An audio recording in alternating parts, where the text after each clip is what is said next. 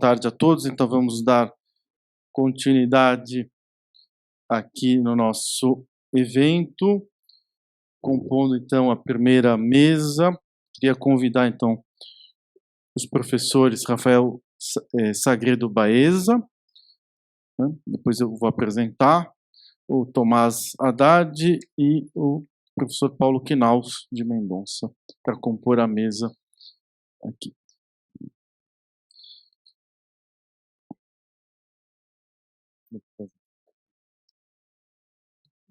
Sim.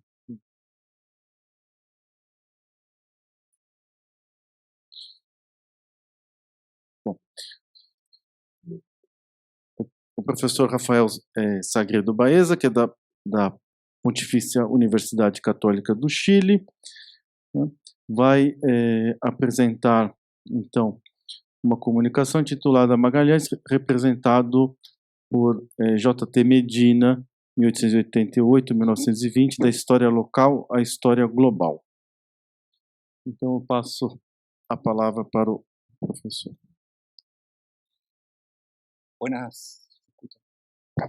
Buenas tardes a todos y a todas.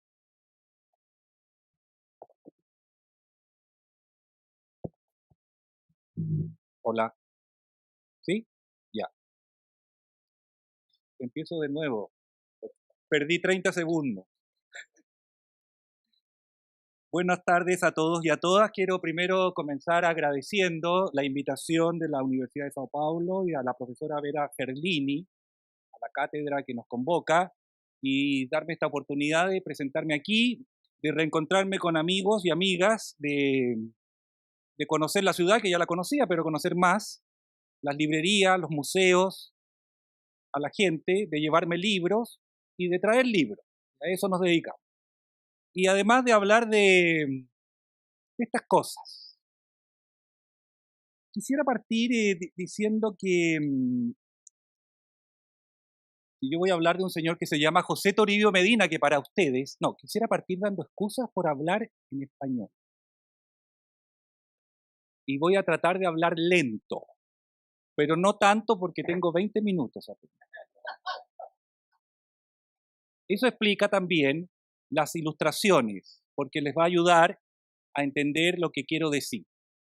A propósito de la conferencia que acabamos de escuchar del profesor Diogo Ramada, me sirve mucho a mí. Yo voy a hablar en otra escala, en una escala quizás más limitada, pero no por eso en la perspectiva, pero no por eso a mi juicio menos importante. Es una escala de análisis diferente desde Chile. Yo vengo de Chile. Y voy a hablar a propósito de Magallanes y a propósito de las narraciones y las representaciones asociadas a Magallanes. Y esto nos lleva a un tema que es propio de la historia, que son los, digámoslo así, usos, y podemos decir abusos de la historia.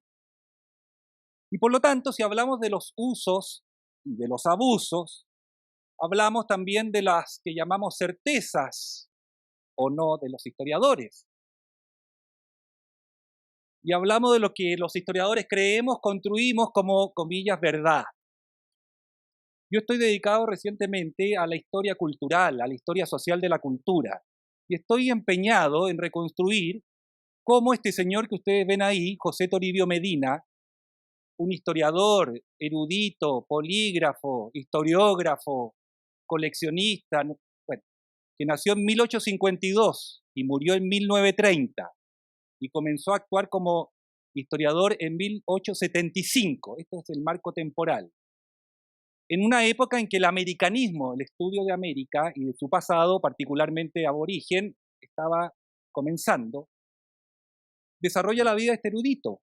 Un erudito que tiene más de 500 títulos publicados.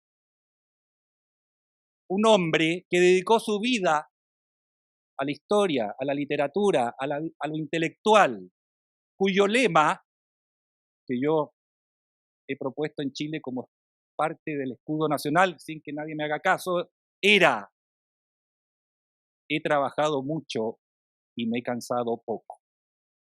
En Chile trabajan poco y se cansan mucho. Yo hablo por Chile, no sé en otros lugares. Bueno, este señor me da la oportunidad entonces de hablar de estas cosas y de este uso del pasado y de cómo las perspectivas con las que se representa el pasado. Y por lo tanto nos da la oportunidad de aludir a un tema que trasciende épocas, sociedades, naciones, y que nos lleva a la práctica de la historia, digamos, al núcleo mismo del oficio de historiador y de las razones por las que hacemos lo que hacemos, de las razones por las cuales aparecen determinados tipos de representaciones, discursos, interpretaciones, análisis, y de las razones por las cuales un hecho, como por ejemplo, solo a modo de ejemplo, el viaje de Magallanes, puede ser interpretado desde el punto de vista europeo como una cuestión propia de España y Portugal, o puede ser interpretado desde otro punto de vista, no voy a decir americano, pero sí voy a decir chileno, y aludir a las formas en que se ha representado este pasado de Magallanes respecto de la historia de Chile.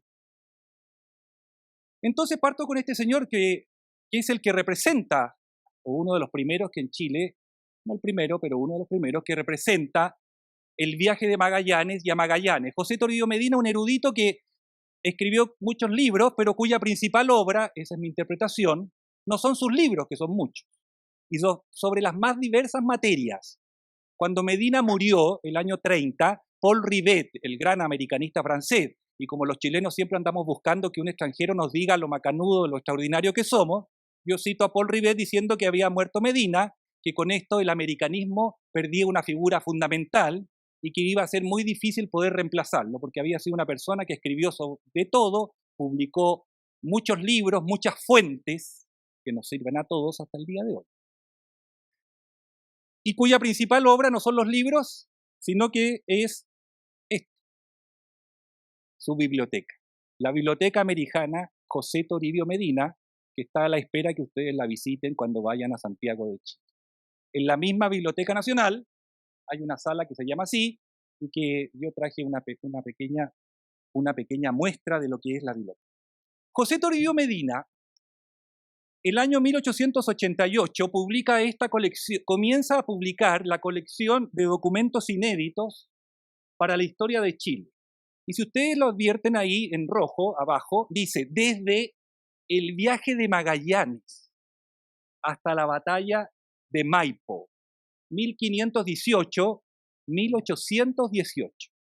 O sea, a la hora de iniciar la serie de documentos inéditos para dar cuenta de la historia de Chile, no de América, no de España, no de Europa, de Chile, el primero que aparece ahí es Hernando de Magallanes. Y no solo publica un tomo, como ustedes lo están viendo, publica 2 tomos de documentos.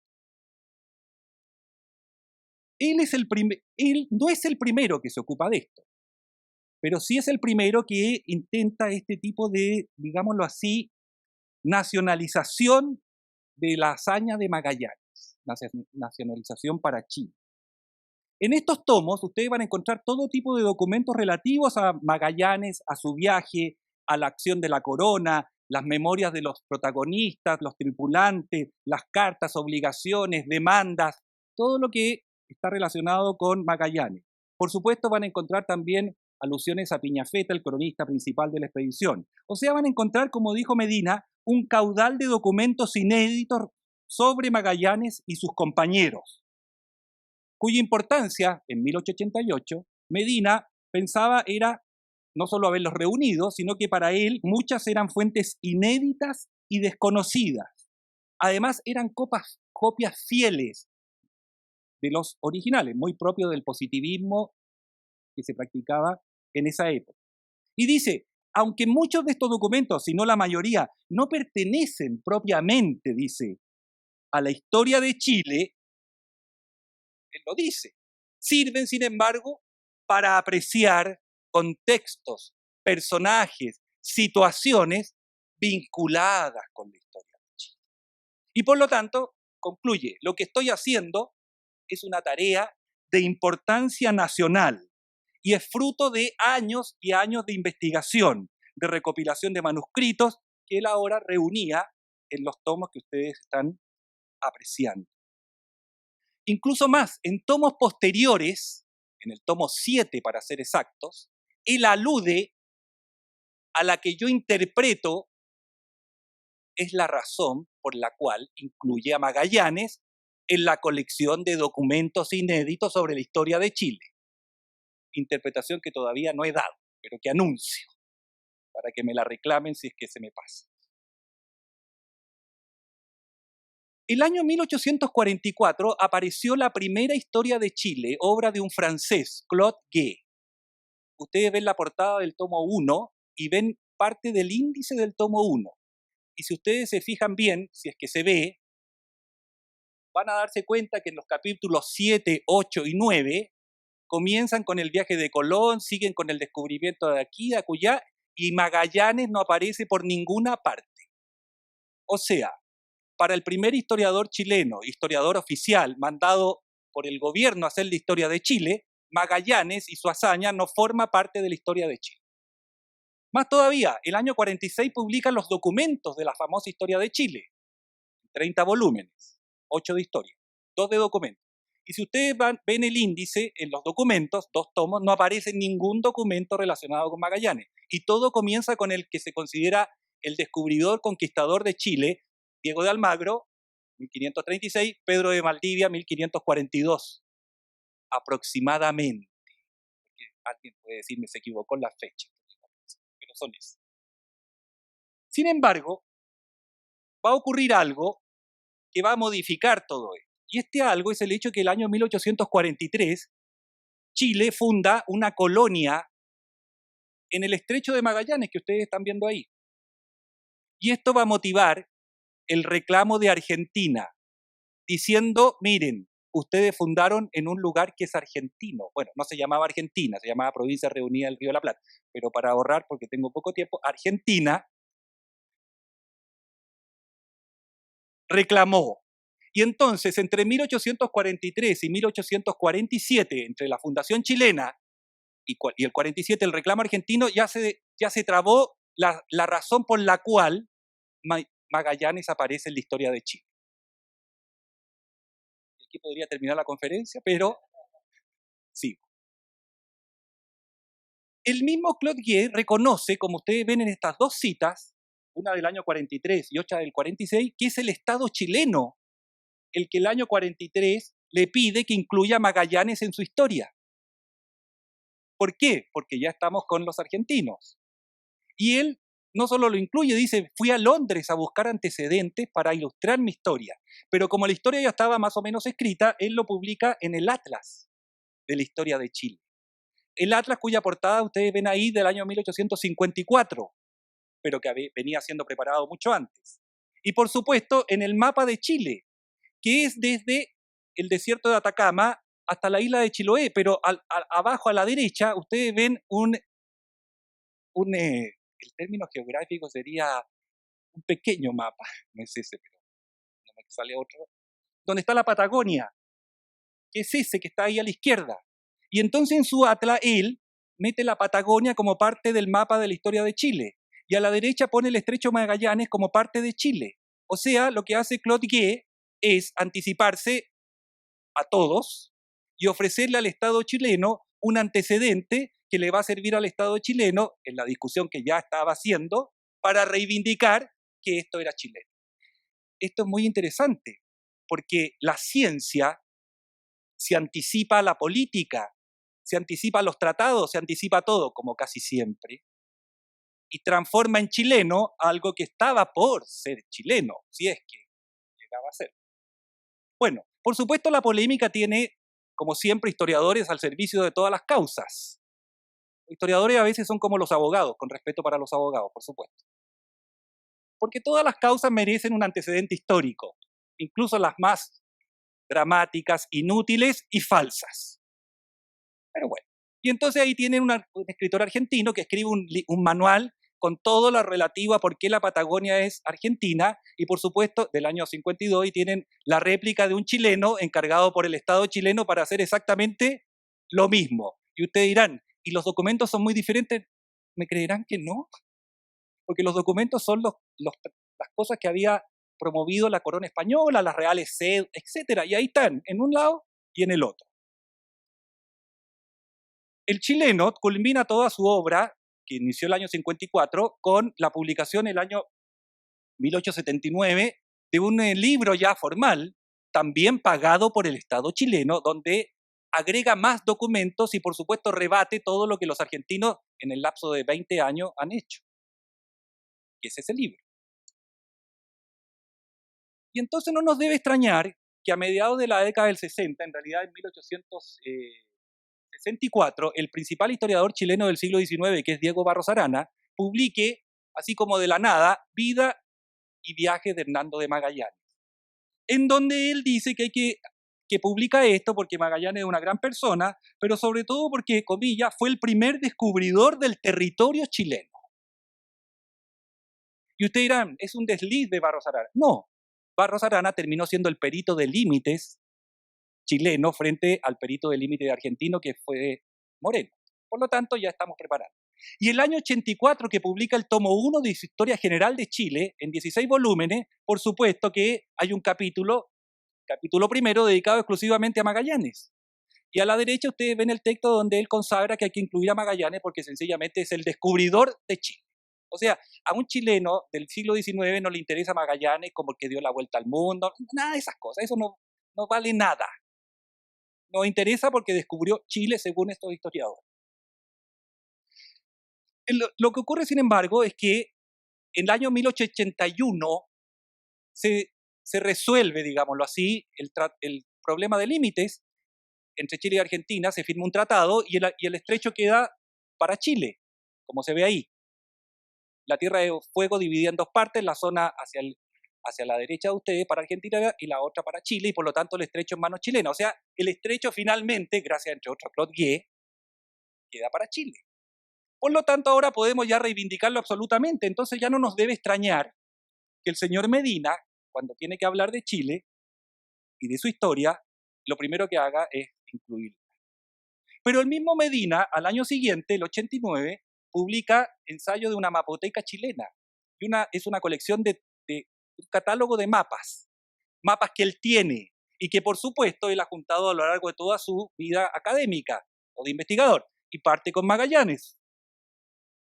Y no solo parte con Magallanes diciendo lo que ustedes pueden leer ahí, que es el descubridor de Chile, que hay que partir con Magallanes, sino que publica mapas que por supuesto no tienen nada que ver con Magallanes, pero sí tienen que ver con el estrecho, que como ahora es chileno, necesitamos saber todo acerca del estrecho y toda la cartografía respecto del estrecho.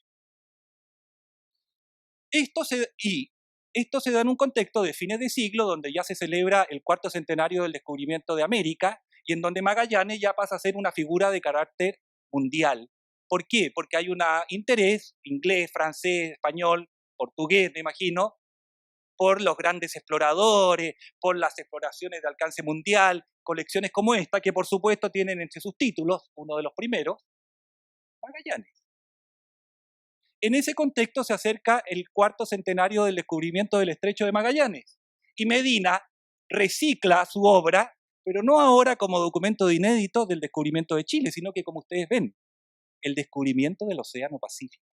Y con dos obras, una dedicada a Vasco Núñez de Balboa, el año 1914, al cumplirse el 4º centenario del descubrimiento del Mar del Sur desde Panamá, o vía Panamá, y por supuesto la de Magallanes. Y ahora Magallanes está en un problema de alcance mundial, que no es la vuelta al mundo todavía, pero es el descubrimiento del Océano Pacífico, o sea, un problema de alcance mundial, de alcance global, en donde el tema Magallanes pasa de historia local, nacional, a historia mundial, a historia global, tal como por lo demás estaba ocurriendo en esa época. Y el propio Medina lo señala. Es imposible no hablar de Magallanes al hablar del Océano Pacífico. Y empiezan a aparecer los libros de este francés, por ejemplo, de Piñafetta y de Magallanes, o libros como el de este portugués, Afonso de Dornelas, que si ustedes ven a la derecha arriba, le dedica el libro a Medina, en homenaje a Medina, dice. Y al interior del libro dice que el principal libro que él tiene, el más valioso, el que considera el mejor sobre Magallanes, es el de Medina, sobre el descubrimiento del estrecho. O sea, la dimensión de Medina ahora está en otro nivel. tiene otro alcance, es usado como referencia, como fuente, no porque sea Magallanes descubridor de Chile, sino porque Magallanes ahora está documentado, hay una biografía competente, etcétera, para eruditos, con toda la documentación, porque el libro viene acompañado de documentación. Y todo esto es lo que finalmente termina usando uno de los grandes, extraordinarios divulgadores de la historia. Y Stefan Zweig, que todos sabemos vivió acá también, y que publica su Magallanes utilizando todo este material. O sea, se ha producido con esto la consagración final y el paso desde lo local a lo nacional. Termino. Magallanes termina siendo entonces el protagonista de una época, tanto gracias a Medina, Swain y todo lo demás, en que una personalidad como la de él adquiere gran importancia, porque todavía es la época en que las características del individuo definen y son esenciales y determinantes para los hechos que se explican a través de ellos.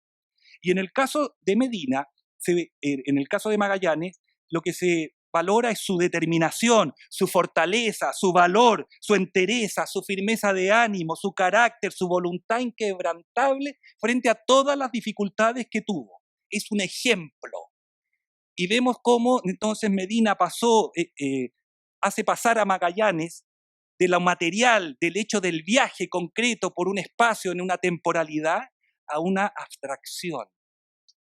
abstracción que incluso incluye lo valórico en función de lo que representa Magallanes.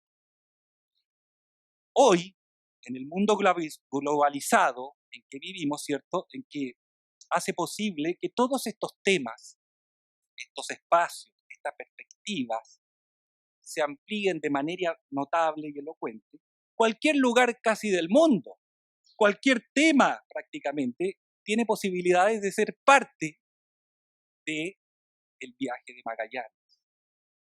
Porque Magallanes dejó de ser esa cosa concreta y material. Ahora es una abstracción que representa cosas.